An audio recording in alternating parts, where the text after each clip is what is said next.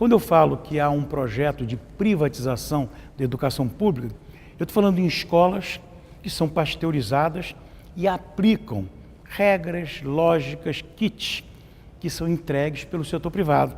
No caso, aqui no Rio de Janeiro, já desde o início do governo, nós temos o Instituto Ayrton Senna, a Fundação Roberto Marinho, a Abril Cultural, o Instituto Sangari, que levam a sua lógica e os professores perdem a autonomia pedagógica e aplicam a lógica do setor privado. Por isso que essa última lei, em relação aos profissionais de educação, magistério em particular, ela tem como fito a privatização da educação pública.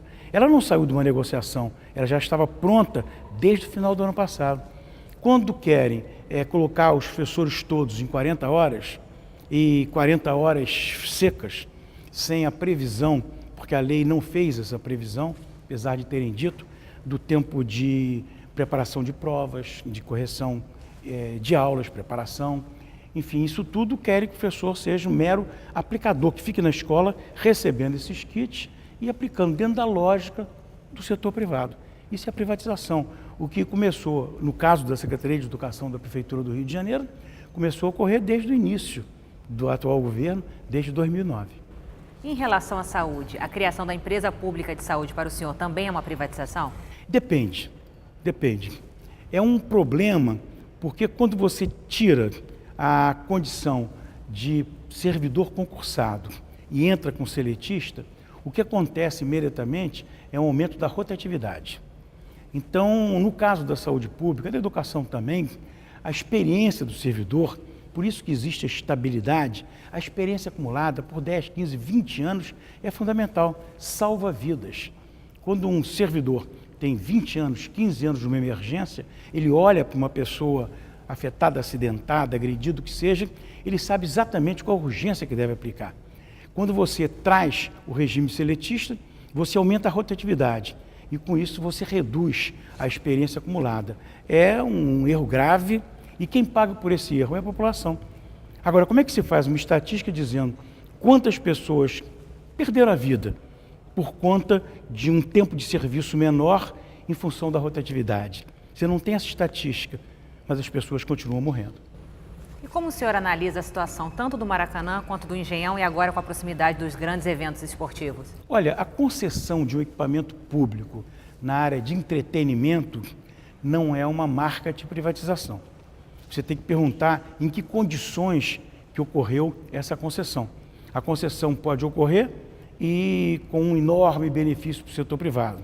Aí você disse, houve uma concessão abusiva, favorecendo o setor privado e não os recursos públicos. O caso do Maracanã. O caso do Maracanã custou 1 bilhão e 200 milhões de reais. A concessão foi feita numa licitação legal, perfeita, aonde o concessionário vencedor teria a obrigação de investir entre 500 e 600 milhões de reais, em função da demolição daqueles equipamentos, que graças a Deus não foram demolidos, e da construção de estacionamentos verticais e de área comercial, para ele poder ressarcir-se dos investimentos que foram feitos. Resultado, os equipamentos não vão ser demolidos, não existe nenhum tipo de informação a respeito do que fará o concessionário para ressarcir esses 500, 600 milhões de reais. O governador deu um prazo de 30 dias, que já foi vencido 2 vezes, e até agora ninguém conhece qual é a alternativa. O justo, o correto, dentro de uma mentalidade pública, dentro de um governo público, era refazer a licitação. O Engenhão é o estádio mais moderno do Brasil, né?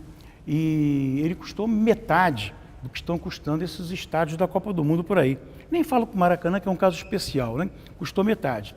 Os empreiteiros, segundo eles dizem, cometeram um erro. Eles, com os recursos deles, estão fazendo reforço. Portanto, a população não será onerada. E qual a sua opinião em relação às parcerias público-privada? Temos que ver cada uma delas. Por exemplo, a linha amarela. A linha amarela foi uma primeira parceria público-privada de uma obra que foi licitada nessa condição. Por exemplo, a Ponte Rio-Niterói, ela já estava pronta quando se fez a concessão. Ou as rodovias, né, Rio-São Paulo, Rio-Petrópolis, a mesma coisa, né? O caso da linha amarela, não. O setor público entra com recursos, entra com 1/3 do custo da linha amarela, a linha amarela é licitada sob regime de concessão e passa a funcionar como tal. A partir daí, é fazer funcionar a linha amarela e o poder concedente, se por acaso eles não estiverem fazendo a manutenção, a conservação, que estão, né? O poder concedente pode intervir. Por exemplo, o poder concedente da concessão de trens. A empresa que é a concessionária de trens é a Odebrecht. Empresa grande, enorme, responsável em grande medida pelas obras do Porto, responsável pelo Maracanã, também é concessionária do Maracanã.